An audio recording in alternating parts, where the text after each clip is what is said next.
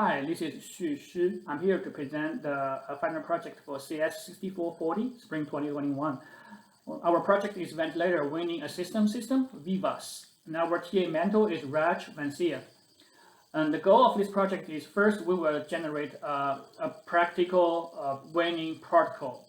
And second one, we will introducing the winning machine learning tools to predict the possible start of winning.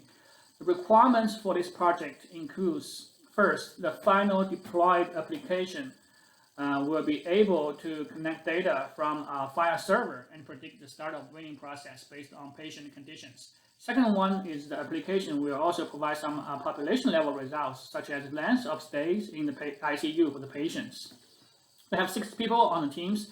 I'm the project coordinator and winning protocol researchers.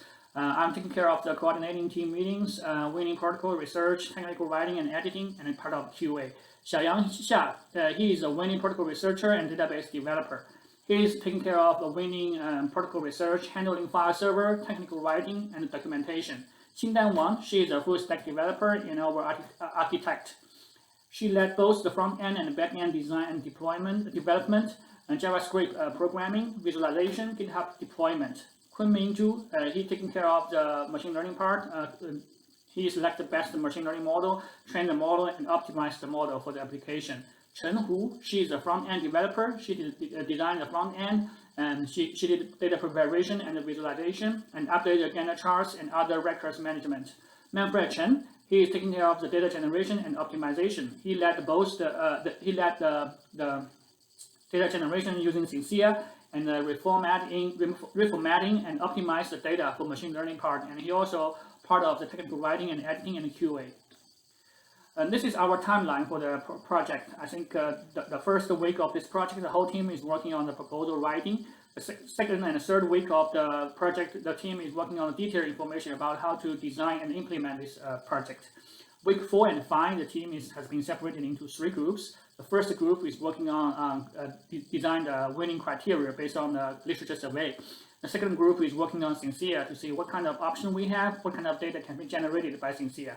The third group is working on the machine learning algorithm selection. We want to select the best model for our purpose. Week 7 and 6 to 7, half of the team is working on clinician view design and implementation. The other half of the teams, they're working on the population view design and implementation and testing, while Xiaoyang is also working on file server connection, make sure our application has communicated between a file server. And Manfred is working on the Sincere to generate artificial patient data and testing the data as well.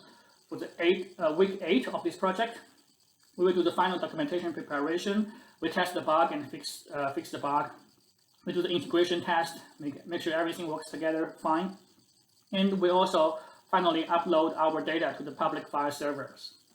And week 9, we will do the team evaluation. The motivation of the team of this project is mainly 2 things. First is short of availability. We did not find any available application for this kind of winning suggestion system. And because of technology improvement, we noticed that machine learning is a perfect candidate for this kind of application, because machine learning itself is a self-evolving process. And the longer time you use this application, the better prediction it will provide. It is perfect. And also, we noticed that the current winning process is very inefficient. The doctor will not be able to check the vital signs real times and check the vital signs in a certain time period. However, our application can monitoring the vital signs in real times, and it will make things very efficient. With the efficient use of ventilator, we can reallocating the ventilator to patients in need. It will lower the mortality, and it will decrease the time of the patient on the ventilator. It will increase the comfortability of patient as well. Every VIVAS system architectural design includes 4 areas: the deployed front end, the sensor patient data generation, the Python data process analysis, and the happy FHIR server. Let's talk about the front end first. The VIVAS application was programmed using JavaScript with several libraries, including Bootstrap, jQuery, D3, and etc. It uses 2 models to monitor patient conditions and to predict whether the ventilator can be removed. The rule-based model is generated based on several co-measurements which learned from published papers. The machine learning model is based on the training result of observation datasets. In order to do so, we first use SINSA to generate 20 patients and their observations. Machine learning utilizes another SINSA dataset to train the prediction model.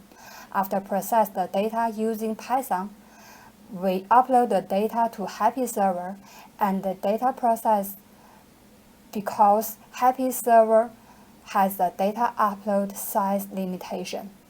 When all data and models are ready, the Weaver's application can provide the measurement monitoring as well as the prediction based on each model. Then let's talk about the two models. There are 6 factors for rule-based monitor prediction. The 6 factors have equal weights, and the threshold we choose is 80%, which means once the possibility is larger than 80%, the patient can be marked as ready to win.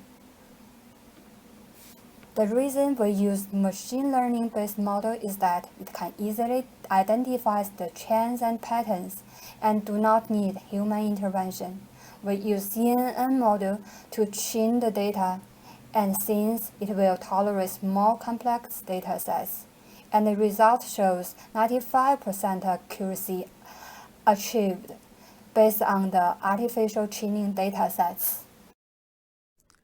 Okay, so this is the population view of the app. It's intended to provide high-level monitoring for the entire ICU.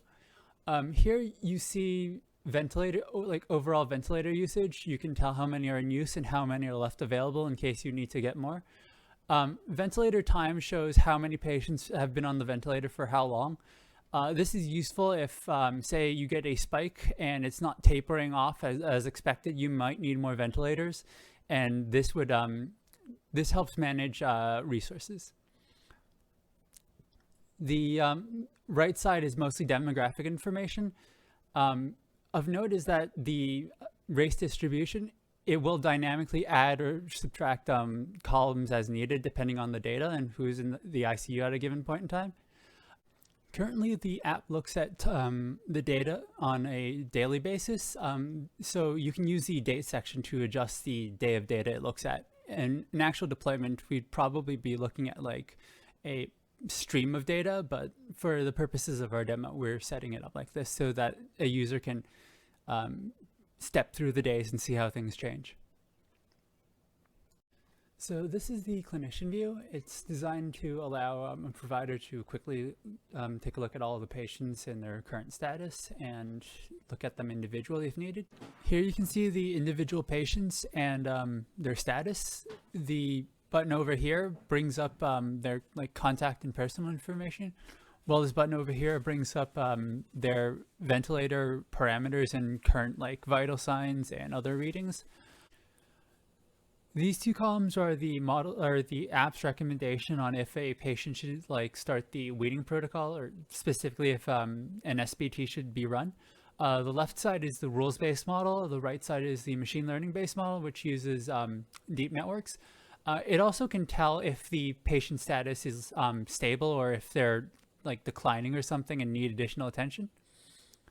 So here's the individual patient monitor. You can see the 6 parameters that our model uses and their normal range and what they currently are at. There's also the recommendations by both the rule-based and machine learning models.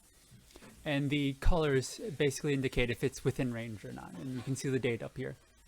So this is a quick demonstration of how if you change the date, it draws in new data. And so a patient's status might update to something new. So for future plans and opportunities to expand upon our app, we could add CDS hooks. It's part of the HL7 standards for clinical decision support. So it makes sense to add them given that our entire app is basically based around interoperability standards. We could also improve the visualization. For example, right now our data shows our monitor shows a single point in time, and it would be great to update that to time series. We could also have something where the model itself gets updated based on the user's data, in case their specific populations have something different. And we can also add in submodules for specific diseases.